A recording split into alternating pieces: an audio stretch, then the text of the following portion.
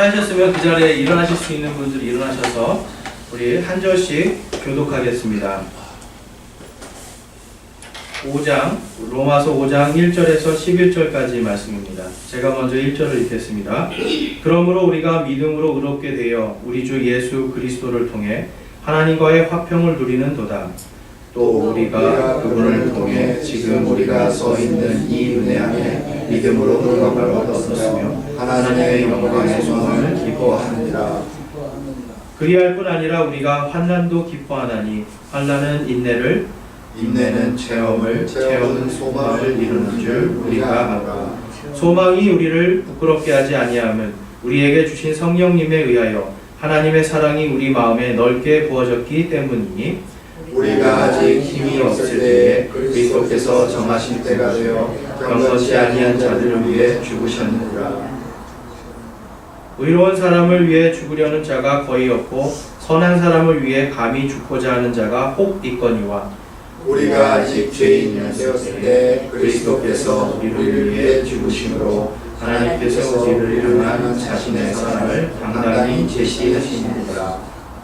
그러면 이제 우리가 그분의 피로 말미암아 의롭게 되었은즉 더욱더 그분을 통해 진노로부터 구원을 받으리니 이는 우리가 원수였을 때에 하나님의 아들의 죽음으로 말미암아 하나님과 화해하게 되었을 때 화해하게 된 자로서 더욱더 그분의 생명으로 말미암아 구원을 받을 것이기 때문이라.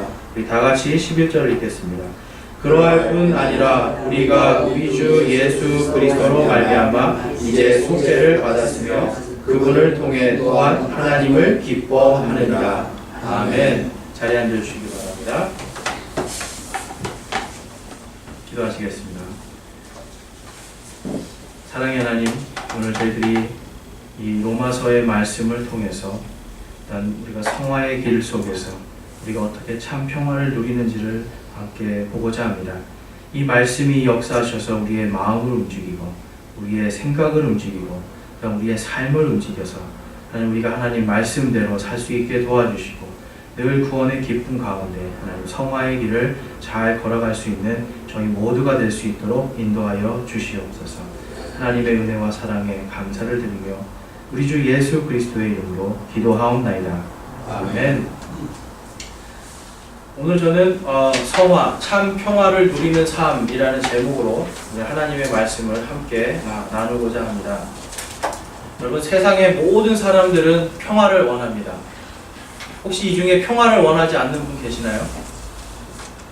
전부 다 전쟁을 좋아하시는 분들은 없겠죠. 전쟁을 좋아하는 사람들은 우리는 흔히 말합니다. 뭐라고 하죠? 전쟁을 좋아하는 사람들은 미치광이라고 이야기합니다. 모든 사람들은, 인간은요, 기본적으로 평화롭고 싶어 합니다. 그런데 여러분, 이 평화를 우리는 어떻게 해야 됩니까? 평화를 지키기 위해서 노력해야 됩니다. 근데 성경에서는 무슨 평화를 말씀하시냐면 예수 그리스도를 통해서 이루어지는 완전한 평화를 이야기합니다. 이것은 우리가 지키려고 노력하는 것도 아니고 바로 하나님이신, 창조주 하나님이신 예수 그리스도께서 이 땅에 오셔서 통치하시는 참 평화의 시대가 열릴 거라는 것을 성경은 말씀하고 있습니다. 그래서 이 세상의 모든, 지금 예수 그리스도가 지금 아직까지 이 땅을 지배하지 않고 있기 때문에 이 땅에 있는 모든 사람들, 모든 나라들은 평화를 지키기 위해서 무엇을 하죠? 군대를 만들고 무기를 만들고 무언가 더 큰 힘을 만들고자 애를 씁니다. 근데 아주 재밌는 책이 있어요. 전쟁론이라는 책이 있는데요. 이제 거기에 보면 그걸 쓴 사람이 이제 클라우제비츠라고 하는 사람인데, 이 사람은 12살에 사병으로 들어가서 장군까지 된 사람이에요. 근데 이 사람이 1832년에 쓴 이 전쟁론이라는 책에 보면 이렇게 써 있습니다. 유혈을 꺼리는 자는 그렇지 않는 자에 의해 반드시 정복당한다. 전쟁은 가혹한 것이며 여기에 박애주의와 같은 분여자의 정이 개입할 여지 따위는 없다. 전쟁의 수단은 딱 한 가지, 그것은 투쟁이다. 이렇게 이야기합니다. 예. 그러니까 이 땅에 어떤 나라도요, 아직 사랑으로 평화를 이루어본 나라가 한 나라도 없습니다. 그런데 예수께서는 무엇을 약속하셨죠? 예수님의 그 사랑, 하나님의 한없는 그 사랑으로 이루어질 바로 이 메시아의 왕국이 언제요? 예수님께서 다시 오실 그때에 이루어진다라고 성경은 말씀하고 있습니다. 우리가 예수님의 재림에 대한 오늘 찬송가를 불렀습니다. 예수님이 언제 오실지 우리는 알 수 없지만 그분께서 이루실 이 메시아의 왕국, 영원한 참 평화, 우리의 힘이 아니라 전능하신 분의 힘으로 지켜지는 그 평화의 왕국이 이 땅에 이루어질 것을 우리는 소망하며 또한 찬양을 했습니다. 그렇기 때문에 우리가 오늘 말씀을 통해서 이 예수님께서 과연 우리에게 지금 현재를 살고 있는, 예수님께서 오시기 전에 이 현재를 살고 있는 우리에게 어떠한 평화를 주셨는지를 한번 살펴보기 원합니다. 오늘 읽은 본문 말씀에 5장 1절에서 11절에 보면 이 세 가지의 때에 대해서 나와요. 세 가지 때 우리 한번 찾아볼까요? 세 가지 때를 한번 찾아보시면은 이제 거기 보면은 이렇게 말합니다. 6절에 보면 우리가 아직 힘이 없을 때에 라고 이야기합니다.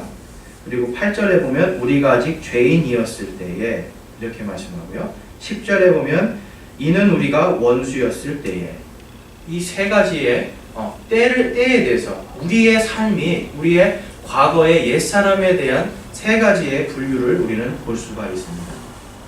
그래서 우리가 아직 힘이 없을 때, 우리가 아직 죄인이었을 때, 그리고 마지막으로 우리가 하나님의 원수였을 때, 하나님 우리를 위해서 하나님 스스로가 우리에게 참 평화를 주시기 위해 자신의 모든 것을 내어주시는 희생을 감수하고 우리에게 참 평화를 약속하셨음을 우리는 볼 수가 있습니다. 여러분, 지금 우리가 살고 있는 이 시대의 평화는 어떤 시대냐면요, 테이블 위에 예쁜 병이 있고 그 안에 꽃이 담겨있는 평화를 여러분 한번 상상해 보기 바랍니다. 평화라는 거를 예쁜 병, 유리병에 예쁜 꽃들이 담겨있는 평화라고 생각해 보세요. 근데 여러분들이 이거를 잘 간직해서 보고 있는데 어느 날 어린아이가 갑자기 이거를 딱 이 꽃병을 안고 달려간다고 생각해 보세요. 어린아이가. 그러면 어떤 느낌이시겠어요? 당장에 와, 저거 이제 큰일 났다, 깨지고 이제 박살나고 저 꽃들은 이제 못 쓰게 될 거라는 불안감 속에 살고 있겠죠. 우리가 가지고 있는 평화의 개념이 사실 이렇습니다. 왜 그렇습니까? 이 땅에 어떤 인간들도 연약하지 않은 인간들이 없고, 이 땅에 어떤 인간들도 죄인이 아닌 사람들이 없고, 이 땅에 어떤 사람들도 하나님과 대적하지 않는 사람들이 없기 때문에 그러한 정말 완전한 죄덩어리인 인간이 지키고자 하는 그 평화라는 것이 결국은 한계가 있다는 거죠. 그런데 많은 사람들은 나의 힘으로, 내가 어떤 노력으로 이 평화를 이루어가겠다라고 이야기합니다. 나의 힘과 나의 노력으로 하나님이 아닌 나의 것으로 만들겠다, 이렇게 하는 것이 모든 사람들이 바라는, 현대 사회의 사람들이 말하는 평화라고 할 수가 있습니다. 그런데 성경에서는 오늘 뭐라고 말씀하죠? 우리가 아직 힘이 없을 때에, 그때에 누가요? 바로 예수 그리스도께서 우리에게 성령님을 통해서 완전한 평화를 주신다고 말씀하고 있습니다. 우리 함께 5절과 6절을 읽어보겠습니다. 로마서 5장 5절에서 6절까지 말씀입니다. 함께 읽겠습니다. 소망이 우리를 부끄럽게 하지 아니함은 우리에게 주신 성령님에 의하여 하나님의 사랑이 우리 마음에 넓게 부어졌기 때문이니, 우리가 아직 힘이 없을 때에 그리스도께서 정하신 때가 되어 경건치 아니한 자들을 위해 죽으셨느니라. 아멘. 여러분, 이것이 문제입니다. 우리가 연약하고 경건하지 않는데도 불구하고 하나님은 우리의 그 연약한 모습을 보시는 것이 아니라 우리의 생명 자체, 저라고 하면 이 김명중이라고 하는 이 저의 자체, 그리고 여러분 그 자체의 생명을 보시고 어떤 모습이든지 간에 연약한 때에도 어떻게 해요? 예수 그리스도께서 정하신 그때에 여러분들을 구원하시고 여러분들을 위해서 죽으시고 묻히시고 부활하셨다는 사실이 우리에게는 큰 은혜입니다. 제가 지난주에도 설교에서 말씀드렸지만 부활이라고 하는 부분이 우리에겐 가장 큰 소망입니다. 어제 이제 어떤 자매님이랑 얘기하다가 미국 사람들이 부르는 찬양과 또 한국 사람들이 부르는 찬양의 약간 차이점들을 이제 이야기하는데, 미국 사람들은 예수님의 보혈이라든지 예수님의 죽으심에 대해서 슬프거나 막 이러한 감정으로 찬양을 부르지 않아요. 기쁜 마음으로 찬양합니다. 그러니까 예를 들면 주의 보혈 같은 주의 보혈 능력이 또 빠른 템포잖아요. 근데 우리는 그 주의 십자가에 대한 그 찬양을 할 때 굉장히 느린 찬양들, 슬픈 찬양들을 얘기하죠. 왜 그럴까요? 한국 사람의 정서 속에는 아직도 이 죽음에 대한 것이 슬프고 괴로운 것들이 있지만 이 서양 사람들은 그게 아니죠. 왜냐하면 예수님께서 부활하셨기 때문에. 부활하셨다는 것은 완전한 생명을 가지고 영원한 생명을 가지신 그분이 무엇을? 우리의 영원한 생명을 보증해 주겠다. 나처럼 내가 가지고 있는 이 영원한 생명을 내가 이제는 너희들에게도 주고 그것을 내가 영원한 생명을 가진 내가 보증해 주겠다라고 하기 때문에 예수님의 보혈 찬송이 기쁠 수밖에 없는 거예요. 죽으심이 죽으심으로 끝나는 게 아니라 기쁘기 때문에. 주일 예배의 기원은 무엇이죠? 예수님의 부활이었습니다. 그렇기 때문에 부활절 하루만 부활하신 예수님을 기리는 게 아니라 우리는 1년 365일 52주 동안 날마다 예수 그리스도의 부활을 통해서 기뻐함으로 나갈 수 있어야 됩니다. 세상에 많은 종교들이요, 이 평화를 얻기 위해서 무엇을 하죠? 참선을 하고 요가를 하고 뭐 명상을 하고 뭐 어떤 상태예요? 항상 다른 거하고 분리돼 가지고 고요하고 안정되어 있고 차분한 상태. 요거를 평화라고 생각해요. 그런데 예수 그리스도를 믿는 사람들의 평화는 그게 아닙니다. 예수 그리스도를 믿는 사람들은 성령으로 충만해지고 예수 그리스도의 그 보혈이 기쁘고 부활하심이 기쁘고 새로운 생명을 주심이 그것이 기뻐가지고 어떻게 해요? 기뻐서 바깥으로 나가서 선포하는 이것이 바로 예수 그리스도를 믿는 사람들의 평화입니다. 그러니까 약간은 좀 이제 세상의 종교들하고는 다르죠. 세상의 종교들은 어디 가죠? 저 깊은 산속으로 들어갑니다. 자꾸 산속으로 들어가는데 예수 그리스도를 믿는 사람들은 어떻게 해요? 세상 속으로 들어갑니다. 세상 속에 들어가서 박해받고 고난을 받는데 거기에서도 어떻게 해요? 참 기쁨을 얻죠. 왜 그렇습니까? 우리가 아직 연약할 때, 내 힘으로 할 수 없을 때 예수께서 자신의 모든 물과 피를 쏟아서 우리의 모든 것들을 대신 짊어지고 가셨기 때문이에요. 예수님께서 십자가를 지고 골고다 언덕길을 올라가실 때 우리의 모든 죄악과 우리의 연약함을 지고 올라가신 거예요. 우리가 할 수 없으니까.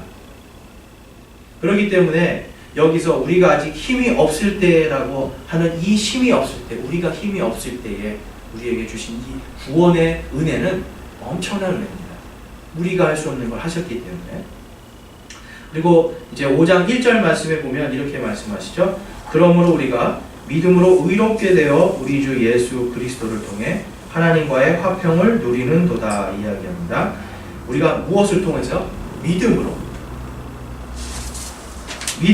의롭게 되어 우리 주 예수 그리스도를 통해서. 그러니까 믿는데 누구를 믿는 믿음이죠? 우리 주 예수 그리스도를 믿는 그 믿음을 통해서 하나님과의 화평을 누린다라고 말씀합니다. 하나님과의 이 화평은요, 그냥 쭉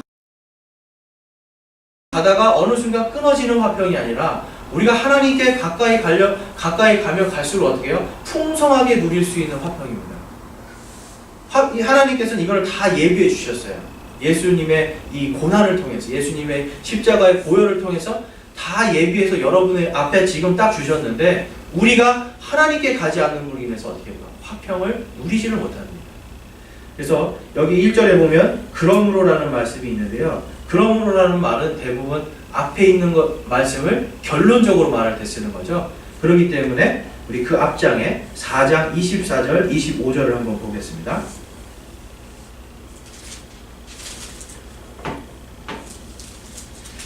그 바로 앞입니다. 로마서 4장 24절, 25절 우리 함께 읽겠습니다. 시작. 우리가 예수 우리 주를 죽은 자들로부터 살리신 분을 믿을진대 그것을 의로 인정받을 우리도 위한 것이니라.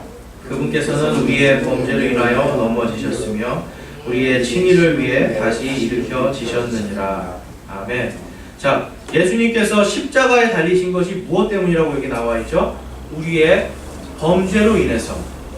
그런데 더 놀라운 것은 우리가 의롭게 되기 위해, 칭의, 이신칭이라는 말이죠. 우리가 의롭게 여김받기 위해서 어떻게 하셨다고요? 부활하셨다라고 말씀합니다.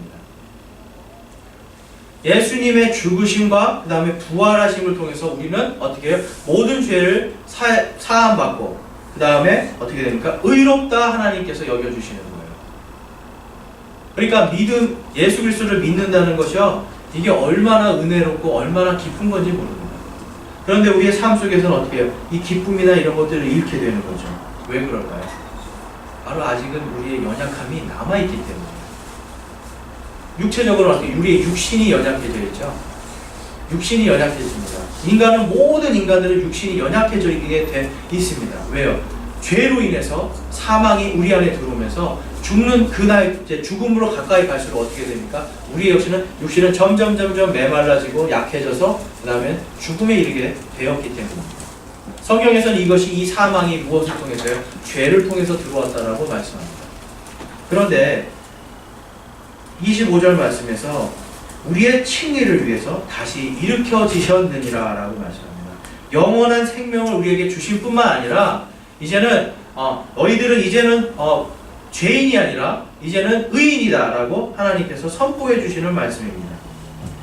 그래서 우리가 아직 연약하였을 때, 우리가 하나님 앞에 어떤 것도 할 수 없을 때, 우리 스스로가 할 수 없을 때 하나님께서 친히 우리를 위해서 일하셨다는 것이 보여집니다. 예를 들면 이렇습니다. 여러분, 교도소에 들어가 있는 죄인이 아닙니다. 죄송합니다. 죄인 얘기로 하면 너무 길어지고요. 내가 어떤 집에 팔려간 종이라고 생각해 보세요. 종이 팔려갔어요. 팔려가서 하루에 10원씩을 100원씩을 계속 모아서 돈을 많이 모았다고 여러분 상상해 보십시오. 그런데 어느 날 이 돈이 많아가지고 종이 주인한테 갑니다. 내가 주인에게 내가 이 모든 돈을 드릴 테니 나를 자유롭게 해주십시오 라고 할 때 어떤 주인이 그걸 받고 그래 너 자유니까 가라 이렇게 안 하겠죠. 왜 그럴까요? 이 주인은 돈 주고 산 이유가 있잖아요. 부려먹기 위해서. 그러면 이 사람이 아무리 많은 돈을 주고 나를 좀 속량해 주십시오 라고 요청을 해도 주인이 NO 그러면 할 수 없는 거예요. 그런데 이 종이 속량을 받을 수 있는 의롭게 자유인이 될 수 있는 방법이 딱 하나가 있습니다. 무엇이냐면은 어떤 사람이 이 종을 종의 신분에서 그 다음에 자유인의 신분으로 바꿔주기 위해서 이 주인한테 돈을 내고 이 종을 사는 거예요. 그러면 어떤 일이 발생됩니까? 이제 이 종에 대한 소유권이 옛날의 주인에서 이제 새로운 주인으로 넘어오는 거잖아요. 예수 그리스도께서 이 일을 하신 거예요. 성경에 보면 우리가 이제 한번 보겠습니다. 고린도 후서 12장입니다. 고린도 후서 12장 9절에서 10절 말씀 한번 보겠습니다. 신약 성경 278페이지에 있습니다. 고린도 후서입니다. 고린도 후서 12장 9절에서 10절까지 말씀입니다. 278장입니다. 신약 성경 뒤쪽으로 넘어가시면 됩니다. 신약 성경 278장 고린도 후서 12장 9절에서 10절까지 말씀입니다. 혹시 제가 페이지 수를 잘못 말했다면 말씀해 주시면 감사하겠습니다.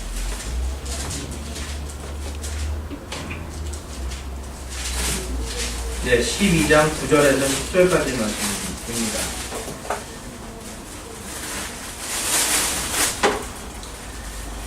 이것은 무엇이냐면 지금 사도 바울이 자기 몸의 육신의 연약함을 하나님께 3번 기도했는데 그거에 대한 하나님의 기도 응답이 이거였다라고 보여주는 거예요.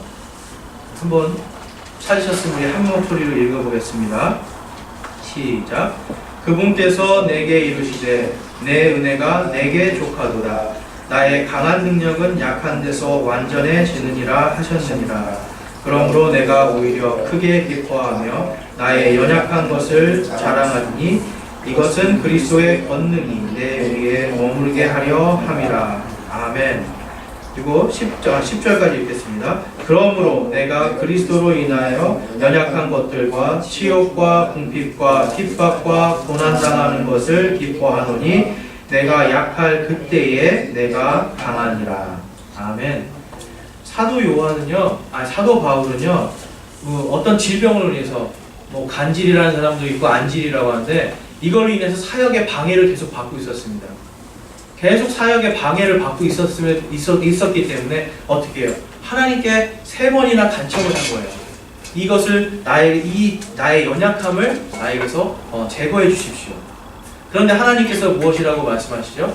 내 은혜가 내게 족하도다. 이렇게 이야기합니다. 그래서 여기에 이 말씀은 무엇을 말씀하십니까?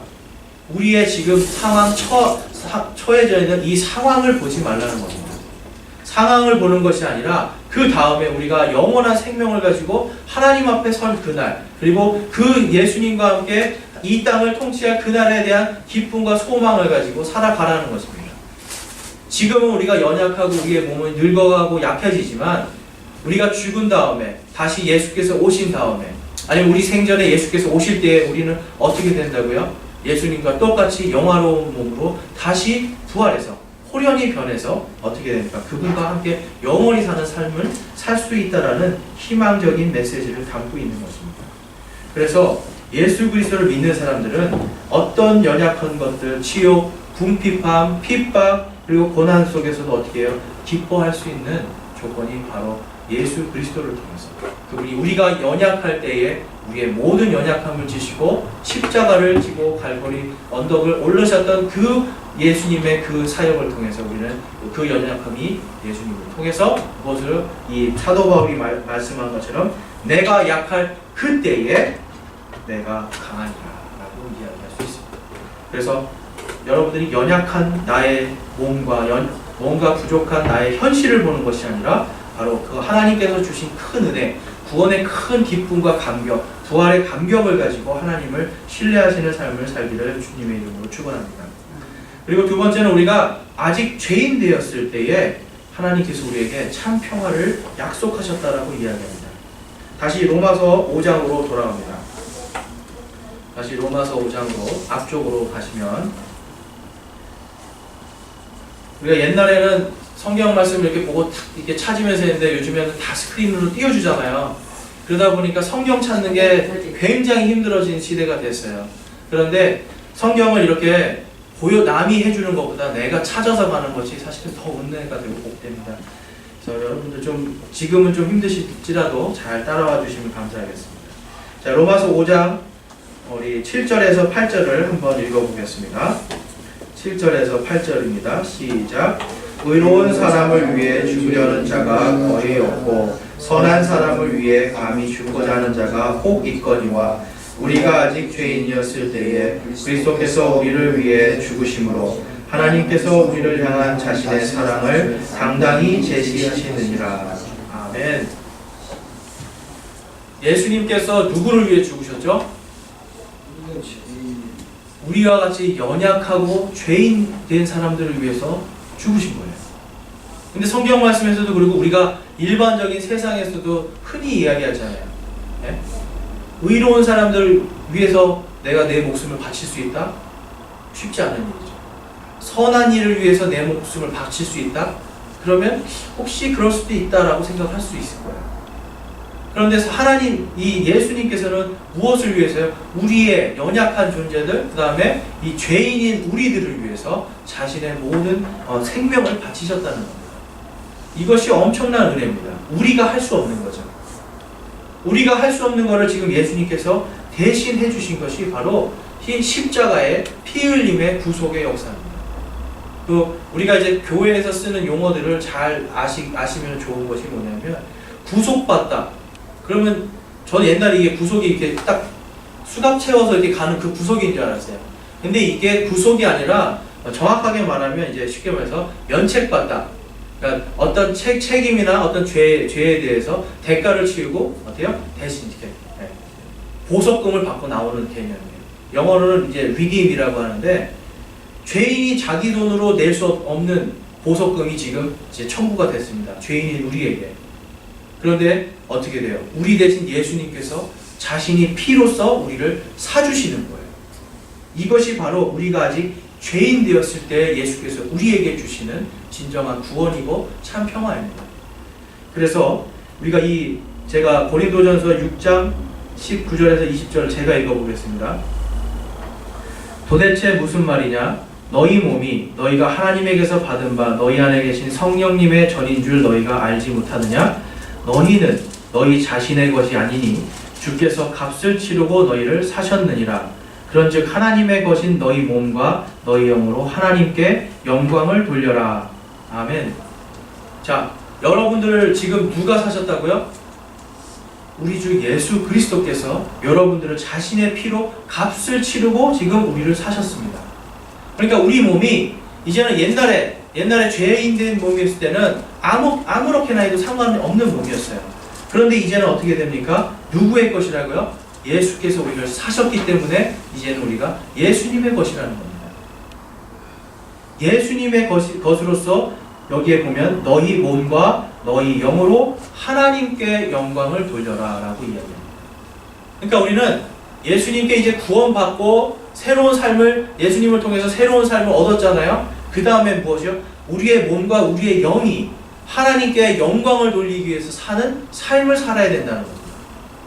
왜냐하면 우리의 모든 죄를 누가? 예수 그리스도께서 지불하셨기 때문에. 여러분들이 할 수 없는 일이었어요. 제가 할 수 없는 일이었어요. 근데 예수께서 하셨잖아요. 그럼 이제 우리의 삶은 나를 위한 삶이 아니라 이제는 하나님께 영광 돌리는 삶을 살 수 있도록 성화의 길을 가야 됩니다. 그래서 로마서 6장 17절 18절에 보면 이렇게 말씀하고 있습니다. 우리 한번 한 장 넘겨볼까요? 한 장 넘겨보시면 로마서 6장 17절 18절이 있습니다. 우리 함께 읽어보겠습니다. 시작. 그러나 하나님께 감사하리로다. 너희가 죄의 종이었으나 너희에게 전달된 교리의 그 틀에 마음으로부터 순종하고 이로써 죄로부터 해방되어 의의 종이 되었느니라. 아멘. 이제부터 우리는 누구의 종이라고요? 뭐의 종이라고요? 의의 종이 되었다라고 얘기합니다. 죄의 종에서 예수 그리스도로 인하여서 우리는 이제 의의 종으로 됐습니다. 그래서 19절 말씀의 하반절에 보면 이렇게 말씀합니다. 이제는 너희 지체를 의에게 종으로 내주어 거룩함에 이르라. 하나님께서 거룩하시죠. 여러분과 저의 안에 계신 성령님께서 거룩하십니다. 그렇기 때문에 우리의 모든 이 지체들, 우리의 이 몸을 어떻게 해요? 거룩하게 하나님께 내드리는 삶, 이것을 살아야 되는 것이 성경에서 말씀하시는 성화의 삶입니다. 여러분 안에 지금 참 자유와 참 평화가 있습니까? 참 자유와 참 평화가 있습니까? 예수 그리스도 때문에 참 평화와 참 자유가 우리 안에 있는 것이 당연한데 아직도 우리는 연약하고 아직도 우리는 죄악의 어떤 굴레에 있기 때문에 그것을 참으로 누리지 못합니다.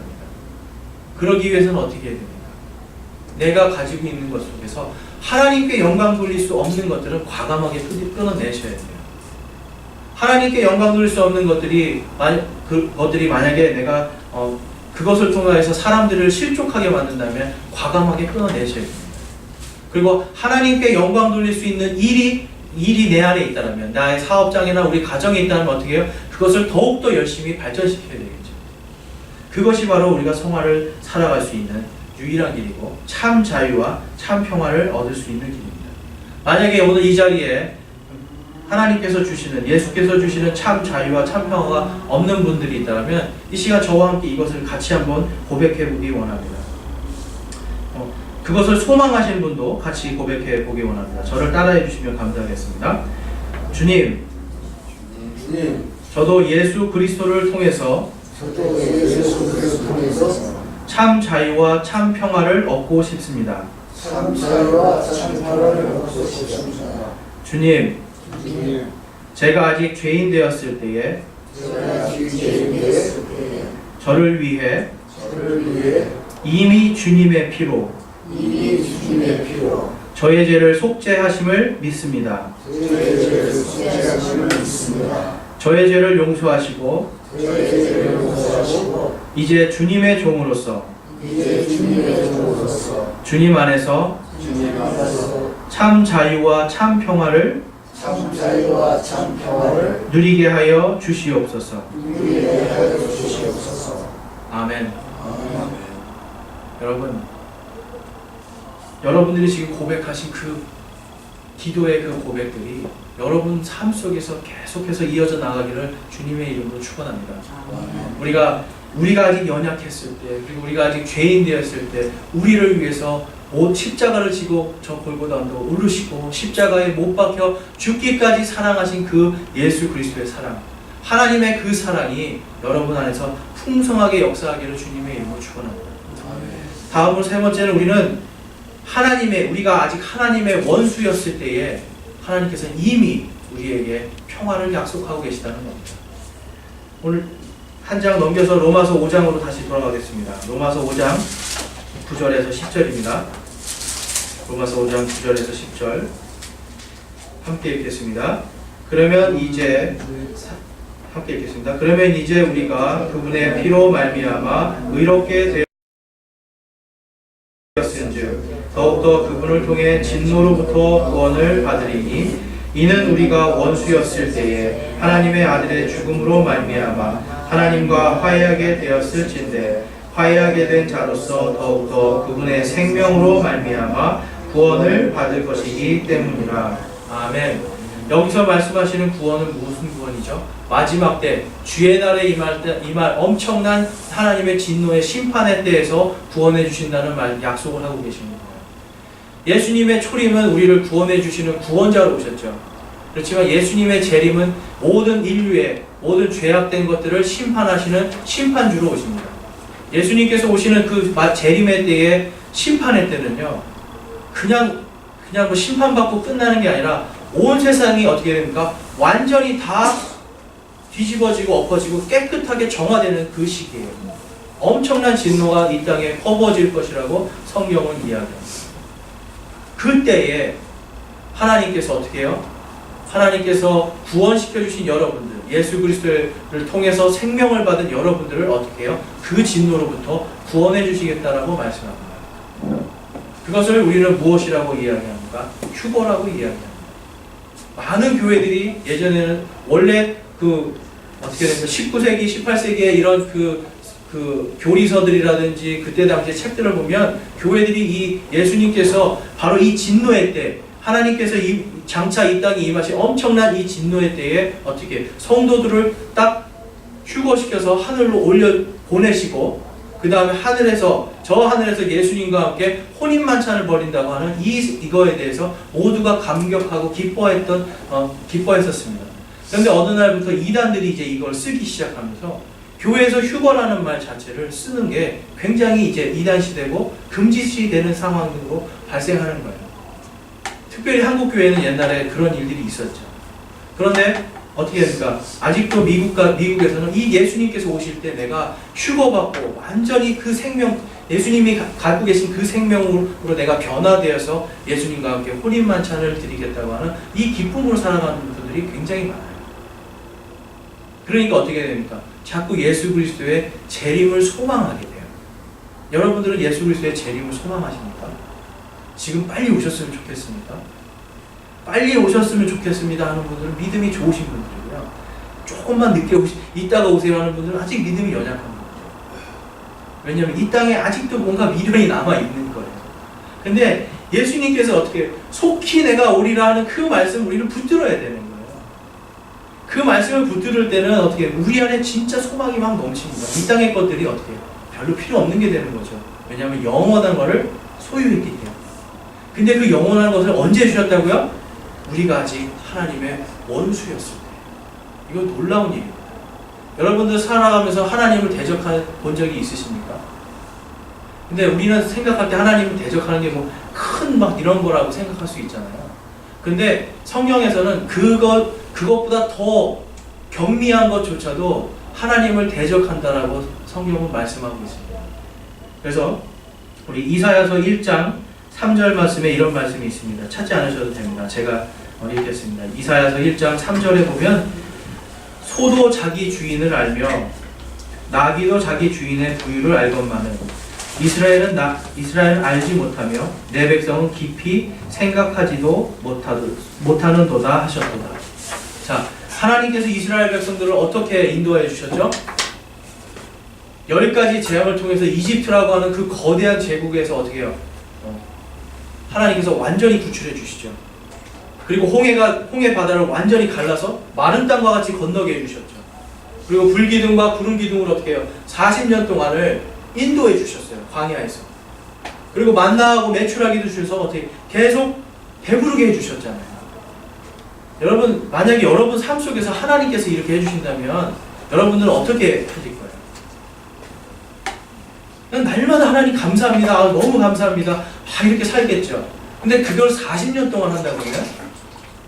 인간은 욕심 한두 끝도 없어요. 하나님, 언제까지 메추라기 먹어야 돼요? 언제까지 만나 먹어야 돼요?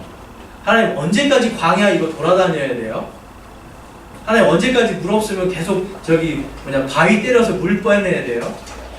하나님, 이제 좀 잘해주실 때 되지 않았어요? 인간의 마음이 이래요. 그래서 이사야서 1장에서 이런 말씀 하는 거예요. 소도 나귀도 자기 주인이 누군 줄 아는 거예요. 근데 이스라엘은 어때요? 그거를 모른다. 그리고 어떻게 깊이 생각하지도 않는다. 이렇게 말씀을 하고 있습니다. 이것이 뭐냐면 바로 하나님께 원수된 삶입니다. 하나님을 무조건 대적하는 거 이거 아니에요. 하나님을 깊이 생각하지 않고 하나님을 내 삶 속에서 정말 참 주인으로서 감사하지 못하고 사는 거, 이거 하나님께 대적하는 삶이에요. 그러니까 우리가 아직 원수 되었을 때 어떻게 해요? 우리는 하나님 앞에 나아갈 수도 없는 존재들인데 예수께서 우리를 구원해 주셨습니다. 구원이라는 것이 지금 제가 이 세 가지 단계를 쫙 말씀드리는 거예요. 네? 우리가 아직 연약할 때, 우리가 아직 죄인이었을 때, 그리고 우리가 아직도 하나님을 대적하고 있는 이때에도 하나님께서 우리에게 무엇을 약속하십니까? 믿음을 통해서 구원을 주겠다 약속하는 겁니다. 우리가 다른 건 다 할 수 없는데 한 가지 할 수 있는 것, 유일하게 우리가 할 수 있는 것, 우리가 마음을 다해서 예수 그리스도를 믿을 수 있는 것, 우리가 할 수 있는 한 가지 아닙니까? 근데 그것이 바로 내가 너희를 구원해 줄 수 있는 단 한 가지의 조건이라고 성경은 말씀합니다. 그래서 오직 의인은 무엇으로 산다고요? 믿음으로 말미암아 살리라 하나님께서 약속해 주신 거예요. 이스라엘 사람들은 어떻게 모든 은혜를 저버렸죠. 그러므로서 하나님을 대적했습니다. 이제 우리는 하나님의 이 구원의 은혜를 깊이 생각해 보시기 바랍니다. 구원의 은혜를 깊이 생각하셔야 돼요. 봉사하고 교회에서 봉사하고 뭔가 내가 다른 사람을 위해서 선행을 하고 어려운 사람을 도와줄 거 깊이 생각하기 이전에 먼저 내가 하나님의 은혜를 깊이 생각해야 돼요. 거기에서 시작돼요. 많은 사람들이 교회에 와서 봉사한다고 막 바쁘게 분주하게 움직이다 보니까 어떻게 돼요? 하나님의 은혜를 잊어버리는 거예요. 그러다가 지치면 어떻게 해요? 아, 나 교회 안 가. 다른 교회 가버리지. 이렇게 되는 거예요. 그러면 안 된다는 거죠. 그 이전에 하나님의 은혜를 깊이 생각하는 거예요. 거기에서부터 우리가 하나님을 대적하는 것에서 멀어지기 시작합니다. 그러니까 하나님을 대적하기 싫죠, 여러분. 저도 싫어요. 하나님을 깊이 알고자 노력하고 여러분들의 시간과 모든 것들을 하나님께 드리기 원합니다. 그래서 야고보서 4장 7절에 이렇게 말씀하고 있어요. 그러므로 너희는 하나님께 복종하라, 마귀를 대적하라. 그리하면 그가 너희에게서 도망하리라 이야기합니다. 여러분, 하나님을 더욱더 하나님께 복종하시고 하나님의 말씀으로 가십시오.